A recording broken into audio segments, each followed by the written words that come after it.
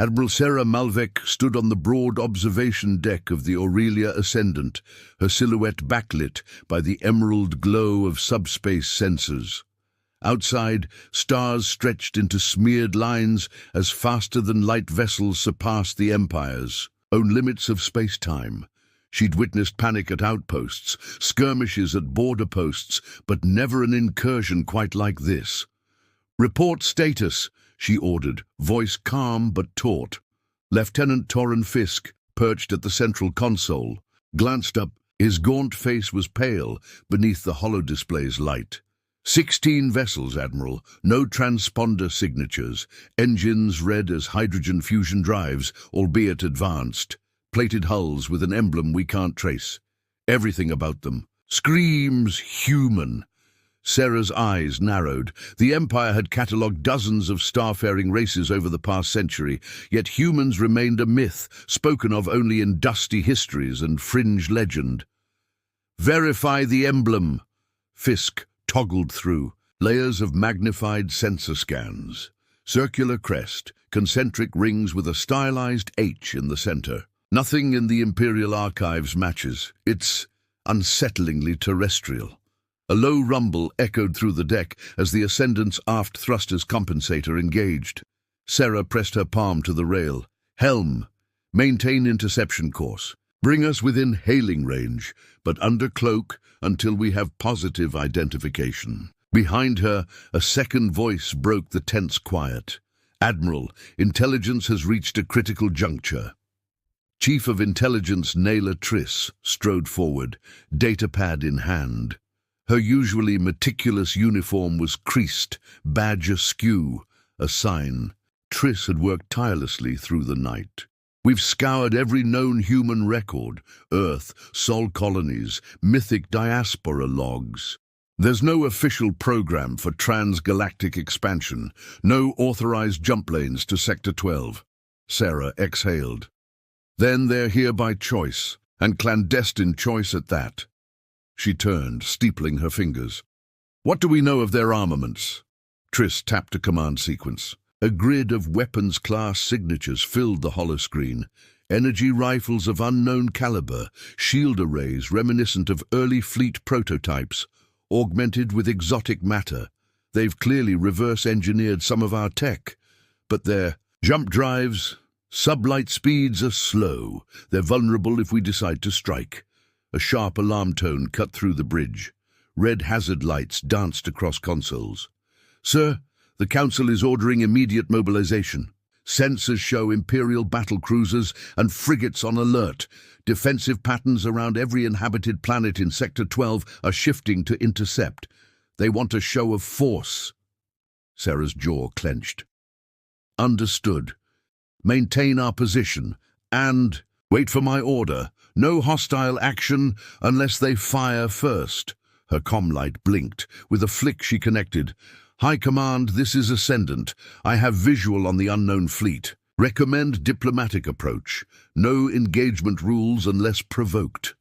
Static, then a crisp, icy voice. "Admiral Malvec, by Imperial decree you will intercept and disable. Humanity is a threat to stability. You will comply or face charges of treason." Sarah blinked. The line went dead. She turned to Triss. "They're playing hardball. The Council fears humans more than they value peace." Triss's lips pressed into a thin line. "Rumors suggest that centuries ago humans drove back a rogue AI scourge, lost technology so potent it could threaten even the Empire's core worlds. They call it the Great Turnaround. No records survive, just hushed whispers." Sarah raised an eyebrow. "If that's true, then their arrival isn't accidental. We might owe them an audience before we obliterate them." Her second-in-command, Commander J. Rill, cleared his throat. "Admiral, hailing frequency open. They're broadcasting in classical basic." Sarah nodded. "Patch it through." A moment later, the bridge speakers crackled with a deep, measured voice. "This is Captain Lena Hawke of the United Sol Coalition. We request immediate parley with your highest authority. We come in peace." Sarah closed her eyes, steeling. herself. One human ship kept stationed directly ahead, their flagship, its hull gleaming like forged silver. Behind it, 15 others formed a disciplined diamond formation. Silence reigned for a heartbeat longer than any of them dared. Then Sarah spoke, voice echoing with determination. "Very well, Captain Hawk. Prepare to receive our envoy. Any hostile action, and you will regret underestimating the Empire." As the Ascendant powered toward the human armada, Sarah felt a ripple in her core, like a distant tremor before an earthquake. Somewhere in the void, destinies were shifting. And when the nebula of misunderstanding cleared, either peace or war would emerge. And so the die was cast, a silent dance between two civilizations, one shrouded in mystery, the other gripped by fear. The Empire braced for impact, unaware that the arrival of humanity would herald not only panic, but the dawn of a new cosmic order. High atop the citadel of New Valres, in a chamber carved from black obsidian and lit by the cold gleam of artificial starlight, the Imperial Council gathered at the raised circular dais. The chamber's acoustics amplified every breath, every shifting footfall, each councillor a linchpin in the fate of a galaxy. At the head sat Chancellor Zaluri, his violet skin almost luminous beneath the emotive flicker of the emergency holoprojector.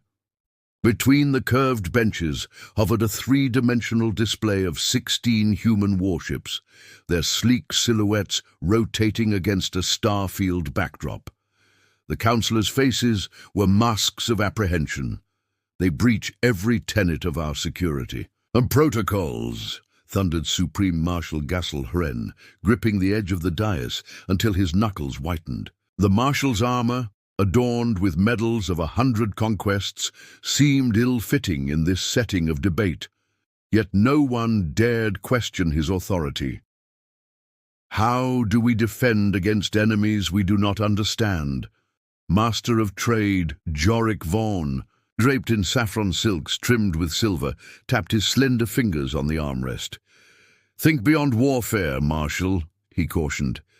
Their technology, hydrogen fusion cores, gravitational stabilizers, could open new markets for our shipyards, our mining corporations. We could profit beyond imagination. His tone dripped with practiced calm, the gears of commerce always turning. Architect Priya Kalenti, robed in deep teal, studied the projection intently. Her expertise lay in designing habitats that withstood cosmic radiation and particle storms, but she knew little of war. "Or," she interjected softly, "they could overwhelm our defenses before we ever reap those profits. If we misjudge their intentions." She allowed the sentence to trail off, leaving the unspoken consequences to hang like the spectre of defeat. Councillor Darvin Lai, stalwart guardian of the Empire's civilian interests, leaned forward. "Our colonies on Virelia Prime and the Delta Expanse depend on uninterrupted trade routes. Human vessels in these corridors could force us to reroute convoys, impose tariffs, or worse, blockade worlds that lack warp gate infrastructure." Behind the dais, monitors displayed incoming data, sensor readings from Admiral Malvek's blockade line, and intercepted communication snippets. The human fleet was broadcasting invitations to parley, yet their hailing frequencies cycled through increasingly urgent tones. A blinking readout flagged an unusual energy signature, a rapidly expanding antimatter cloud on the edge of uncharted space. "This," said Naylor Triss, the chief of intelligence, stepping into the circle of light, "is our greatest leverage." She tapped her datapad, and the hollow projection shifted to reveal a violet-tinged nebula pulsing with raw energy. "We know their sensors reached it first, and their warning saved our outpost on Farstrike 6. If we cooperate, we stabilize that anomaly together. If we refuse, we risk losing worlds." Gassel's eyes flicked to the map. The nebula threatened multiple inhabited sectors, but the humans' willingness to share data suggested sincerity. Yet he scowled. Diplomacy makes us appear weak. Jorik's voice softened with practiced persuasion. Strength is not always shown by drawing swords. Sometimes it lies in forging alliances. Consider, should we snatch their technology by force, we risk damaging it beyond repair or even angering them into open conflict. Trade, by contrast, invites controlled exchange, Priya added, and their terraforming proposals could rescue dying colonies in the Penda system. Imagine turning barren rock into thriving worlds, boosting our agricultural output tenfold. Even Gassel seemed to hesitate at the notion of revitalized territories under his command. Chancellor Zaluri rose, the crystal echoes of his voice drawing the room to silence. "We are at a crossroads," he intoned. "We cannot yet trust them fully, nor can we afford to treat them as enemies. The Empire's legacy is peace through order." He paused, gesturing to the nebula. "Let us extend the hand of cooperation under strict terms. We propose a joint stabilization mission. We send envoys aboard their flagship. They provide full sensor access in return for our political recognition. If at any point they violate protocol, hostilities will commence without further debate." A murmur of assent rose around the chamber. Gassel frowned, but did not object. Naila Triss inclined her head, already logging the Chancellor's proposal. Jorik Vaughan allowed a thin smile. Priya nodded in thoughtful approval. Jaluri gestured, and the hollow projection dissolved. Marshal Hren assembled the Star Legion for a show of presence around the nebula perimeter. Architect Celenti prepare the stabilization schematics, incorporating human data. Master Vaughan draft preliminary trade accords, and Chief Triss prepare envoys for immediate departure. We convene again in 3 standard hours to finalize the treaty. As the councillors filed out, their robes whispering across the polished obsidian floor, Chancellor Jaluri lingered. He stared at the empty dais where human ships once orbited in digital glory. "May the Empire choose wisdom over pride," he murmured, almost to himself. Below the citadel, patrol frigates awakened their engines in synchronized hum, and corridors thrummed with newfound purpose.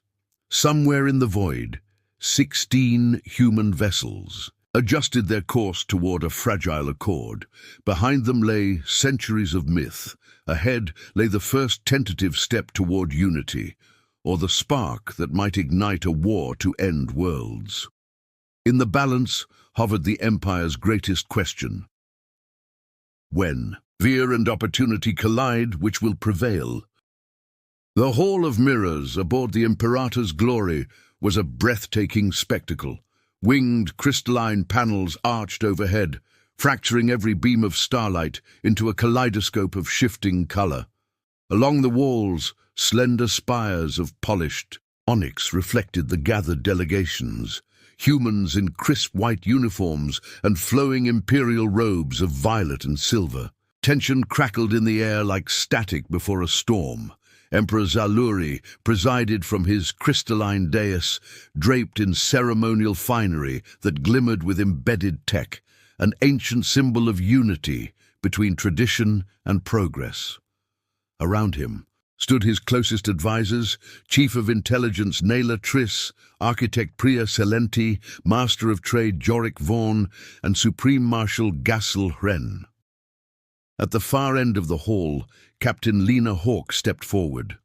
She bore no crown or cape, only a simple coalition insignia on her chest and the quiet confidence of someone who had led fleets through the void. Her dark braid swung over one shoulder as she inclined her head to the Emperor. "Your Majesty, honored councillors," Lena began, her voice steady and clear. "On behalf of the United Soul Coalition, I thank you for granting this audience.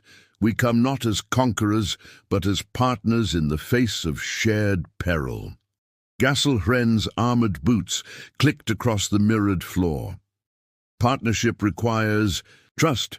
Why should we believe humanity, long untested among the stars, holds knowledge worthy of the Empire's regard? Priya Chalenti answered before Lena could. The stabilization of the Vela anomaly was our first proof. Coalition sensor teams detected a magnetic inversion that threatened 5 inhabited worlds. Imperial scanners failed to map the anomaly's deeper currents, yet your people warned us in time to evacuate and adapt our field generators. Lena inclined her head.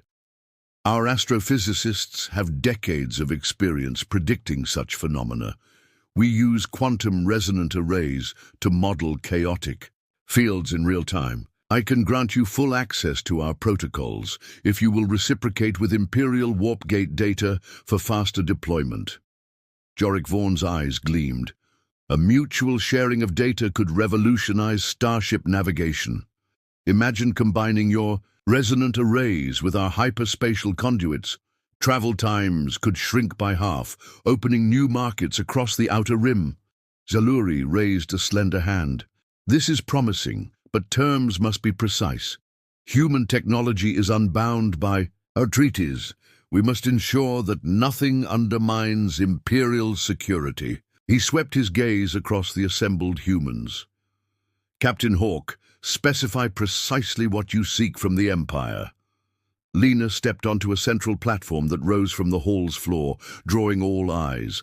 Holographic schematics bloomed around. A lattice of fusion reactors, terraforming drones, marine bioregenerators. First, she said, we request diplomatic recognition of the United Sol Coalition. Our world suffered under rogue AI incursions centuries ago. Only by banding together did we survive the Great Turnaround. Recognition will allow us to establish embassies on key Imperial worlds. Bold, muttered Haren, but he said nothing. Second, Lena continued, we offer terraforming tech capable of converting arid moons and gas giants' floating habitats into self-sustaining ecosystems. In exchange, we request mining rights on designated asteroids to support our own expanding colonies. Triss's eyes flicked to the Emperor. Asteroid contracts must adhere to Imperial labor statutes. We'll need clauses to prevent exploitation. And oversight by Imperial inspectors? Agreed, Lena replied. We welcome your envoys aboard Coalition vessels to verify conditions. Transparency is our priority. Jorik's voice softened. And the Coalition's agricultural yield projections. Your engineered crops could offset famines in the Pender system. Lena nodded. Genome-edited strains that flourish in low-atmosphere environments. Trial kits will be distributed gratis to Imperial farmers. A murmur of approval rippled through the councillors, yet Supreme Marshal Hren still scowled. And what of your fleet's true purpose? You claim peace, yet you arrive armed, capable of siege. How do we trust you won't turn those weapons against us? Lena met his gaze without flinching. Our defensive postures are designed to deter the same rogue forces that hunted us. You witnessed our shield harmonizers stabilize the Vela anomaly. Without that power at full capacity, we risk collapse at the hands of antimatter storms or artificial intelligences. Our armaments are a necessity, not an offense. Zaluri leaned forward. Then we shall draft a non-aggression pact. Your armaments remain aboard your ships. Ours will not encroach upon yours. Any violation triggers immediate sanctions and joint security reviews. Lena offered her hand. We accept these terms. The Assembly's first human Imperial handshake echoed through the Hall of Mirrors like the chiming of a cathedral bell, both fragile and transcendent. As envoys from both sides began to draft clauses and exchange datapads, Priya Chalenti allowed herself a rare smile. Outside, through the hall's transparent end wall, the human fleet drifted in disciplined formation beside Imperial cruisers, no longer opposing armadas, but a combined fleet on the threshold of something unprecedented. Yet, in the corner of the Grand Chamber, Chief Triss's face remained inscrutable. She accessed a private channel and murmured to an unseen operative, "Track their quantum signatures. We need to confirm if they match conventional human manufacturing or something else entirely." Unseen by diplomats, the seeds of doubt had already been sown. But for this moment, hope reigned. Two civilizations, once separated by myth and fear, had taken their first tentative steps across the negotiation table, and toward a future none could yet predict. The council chamber had emptied hours ago, but Emperor Zaluri lingered beneath the vaulted ceiling of the Hall of Mirrors. Crystal light fractured around him, casting prismed reflections across the polished floor. Beside him, the final treaty glowed on a hovering hollow scroll. The sole imperial accord, a pact of shared technology, trade rights, and mutual defense. At his side, Chancellor Naila Triss broke the hush. "The stabilization mission is complete, Your Majesty. Both fleets worked in harmony to realign the Vela anomaly's magnetic currents. Imperial field generators, bolstered by coalition resonance arrays, held the nebula stable. No worlds lost, no civilian lives harmed." Zaluri's violet eyes gleamed with relief. They honored every term, then. He turned toward the transparent port window that framed the joint fleet beyond the station.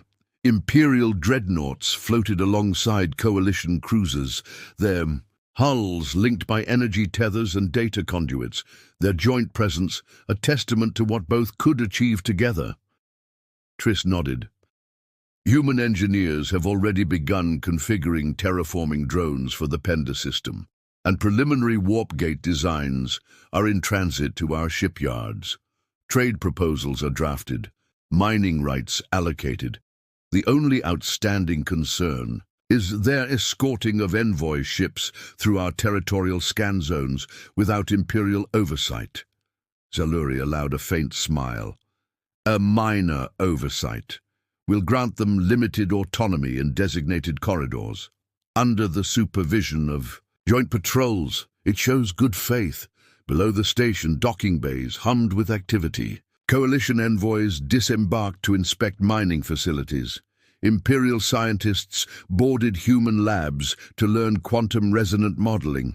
Traders negotiated deals that would flow flora and ore across star lanes never before conceived. But not all were convinced the alliance would last. In the secluded alcove of the citadel, Supreme Marshal Gassel Hren confronted Chancellor Vaughan.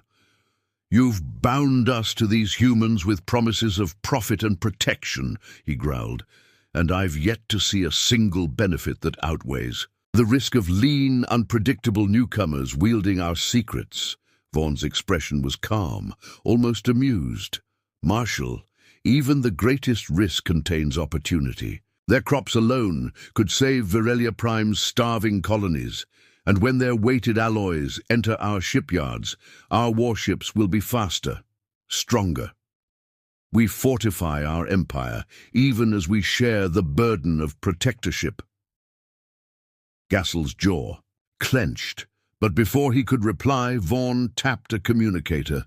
A hologram flickered to life, Captain Lena Hawk standing aboard the Stellar Dawn amid a cluster of human officers. "Marshal," her voice conveyed both respect and firmness, "your probes of our jump drive cores have revealed a minor calibration discrepancy. If adjusted, they'll integrate seamlessly with Imperial warp gate interfaces. Our engineers are ready to assist."